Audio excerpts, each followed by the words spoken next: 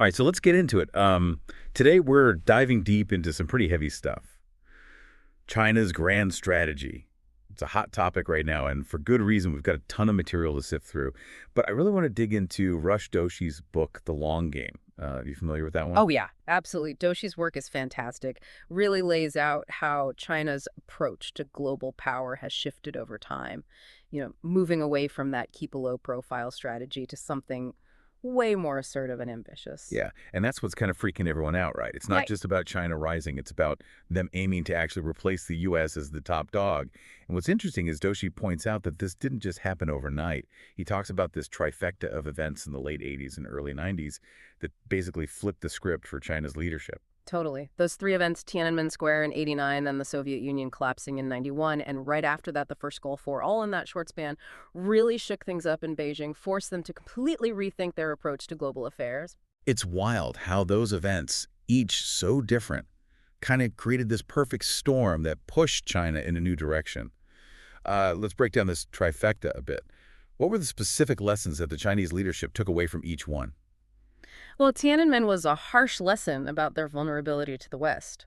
All the sanctions that followed the crackdown really showed them how much they relied on trade and investment from the very countries condemning their actions. So it exposed a weakness, a real economic Achilles heel. Exactly. Then the Soviet Union collapsing that sent shockwaves through the entire Communist Party. I mean, here was this massive superpower, a fellow communist state, imploding from internal and external pressure. Yeah, a cautionary tale for sure. No kidding. And then you've got the first Gulf War, which basically showcased the U.S. military's overwhelming power. Suddenly, China wasn't just worried about economic pressure.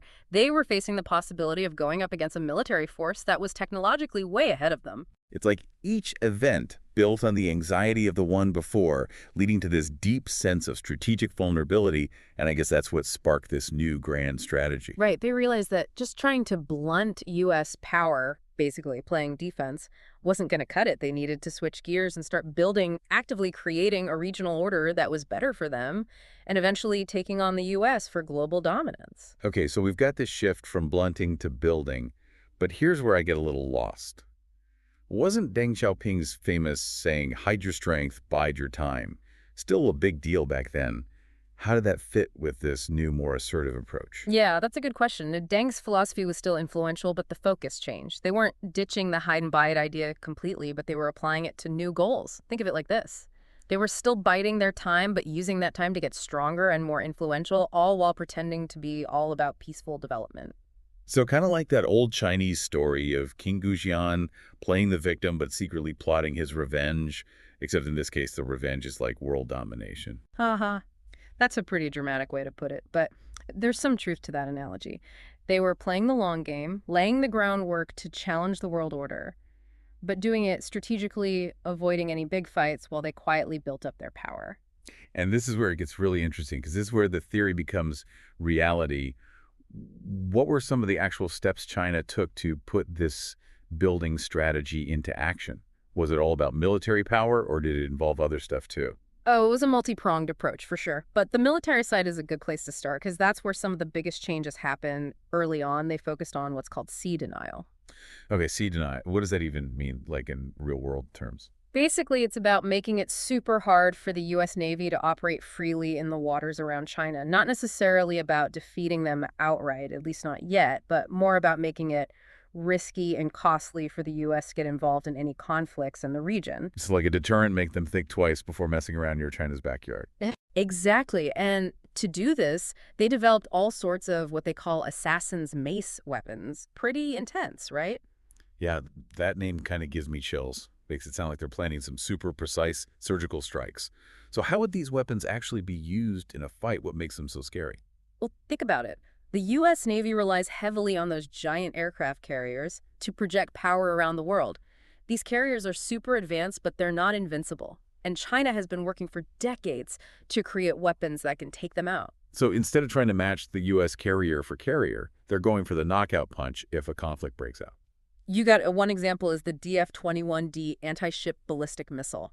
This thing can be launched from hundreds of miles inland, and it's designed to track and hit a moving aircraft carrier in the middle of the ocean. Whoa, that changes everything, right? If you can take out a carrier from that far away, It forces the U.S. to rethink their entire naval strategy. For sure, it creates a huge risk for any U.S. carrier group operating in that part of the world. And it's not just the DF-21D. They also built the world's largest submarine fleet, partly to disrupt U.S. naval operations and shipping lanes. Plus, they've got a massive stockpile of sea mines, enough to basically create a minefield in key waterways. So multi-layered defense submarines, missiles, mines, all working together to make things really dangerous for any enemy. Yep, and this sea denial strategy wasn't static either. It evolved over time. In the 2000s, we saw China starting to invest in their own aircraft carriers, which shows a shift towards a more balanced approach incorporating sea control as well.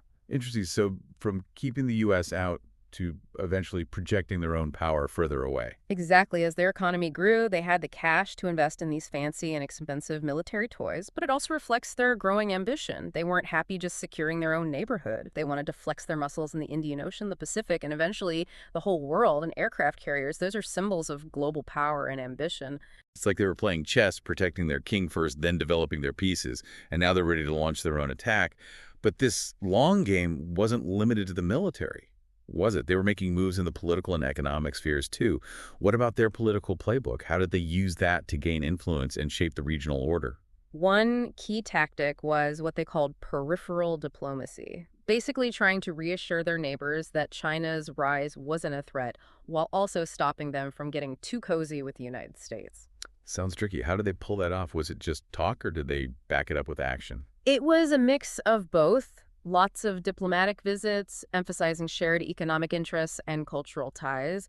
They were even willing to downplay territorial disputes, at least for a while, and they offered economic incentives to sweeten the deal. So carrots and sticks classic. Exactly. Right. But it wasn't a slam dunk. While they managed to create some economic dependence and goodwill, especially in Southeast Asia, countries like Japan, South Korea, and Australia stayed firmly in the U.S. camp. And even those who were open to China's charm offensive were probably hesitant to become too reliant on one power. So it's like this big geopolitical chess game with every player making strategic moves and counter moves. What about regional institutions? Did China try to use those to their advantage?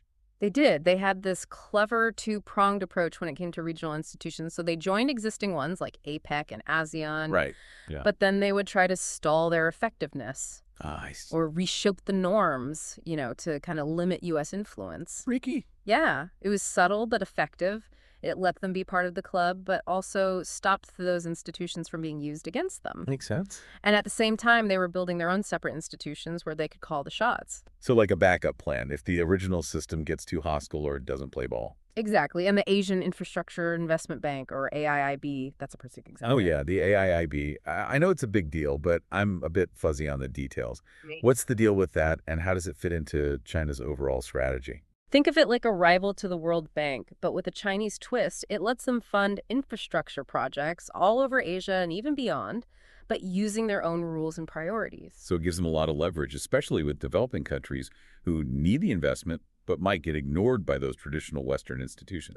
It's not just about building roads and bridges. It's about building relationships, strengthening economic ties, and creating a new financial order where China is in charge. So basically rewriting the rules of the game. Exactly. And it's not just the AIIB. They also started the Conference on Interaction and Confidence Building Measures in Asia, or CE.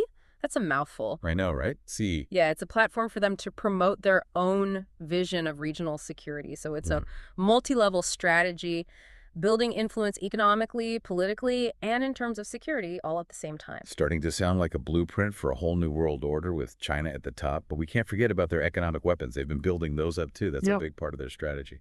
Absolutely. Remember, one of the things that really pushed them to change their strategy was that fear of U.S. economic power after those Tiananmen sanctions. So they made it a top priority to reduce that vulnerability, and one of the first things they did was go after permanent normal trading relations, or PNTR, with the U.S. So basically logging in stable trade without the threat of yearly reviews or sudden sanctions, pretty smart move considering how worried they were about the West. It was a huge victory for them. Securing PNTR not only made them less vulnerable to the U.S., but also helped them get into the World Trade Organization. The WTO. That was a game changer, wasn't it? Absolutely. Being part of the WTO gave them access to global markets and a voice in setting international trade rules. So they were working the system from the inside while also trying to change it. Exactly. And it's important to remember their economic strategy wasn't just about defense, it was also about gaining leverage and influencing the global economy on their own terms. Okay, so what did that look like in practice?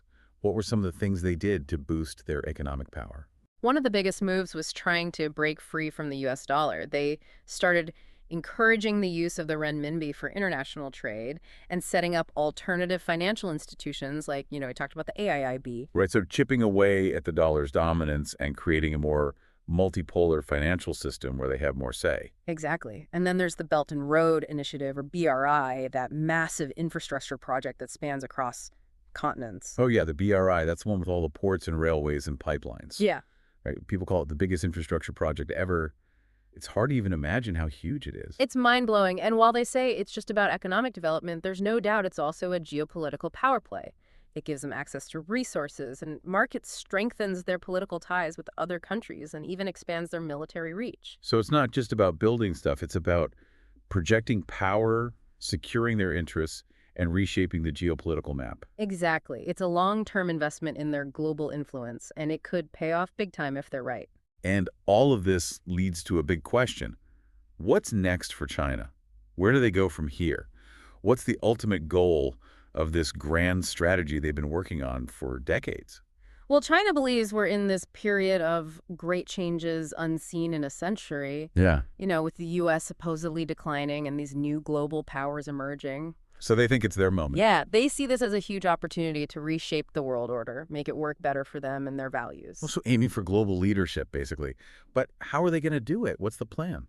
One part of it is what some call wolf warrior diplomacy, which is a more aggressive and confrontational way of dealing with other countries. Oh, yeah, I've heard of that. We've seen it with Australia, Canada, even Sweden. It's definitely a shift from their old cautious style. So less Mr. Nice Guy, more willing to throw their weight around. Are they ready to use their economic and military muscle to get what they want? It's possible, and it's not just about dealing with individual countries. They're also trying to influence those big global institutions like the UN, pushing their own ideas and programs like the Community of Common Destiny for Mankind. So not just playing by the rules, but trying to rewrite them to fit their own worldview. Exactly. They want to be the ones making the rules, not just following them. They want to shape the global values and norms for the 21st century. This has been a fascinating deep dive, kind of scary, but definitely eye-opening. It really shows just how ambitious China is and the challenge they pose to the way things are now. Definitely. And it makes you think, what's the future of global politics going to look like? Will it be all about cooperation, or are we heading for conflict? And what about the U.S.? What role will they play in this new world order? Big questions, no easy answers, but understanding China's game plan, their motivations, their strategies, that's crucial. We want to navigate this crazy geopolitical landscape. We've covered a lot of ground today, and it's clear that China's playing for keeps. But how it all ends, well, that's a story that's still being written, and we'll all be watching to see how it unfolds.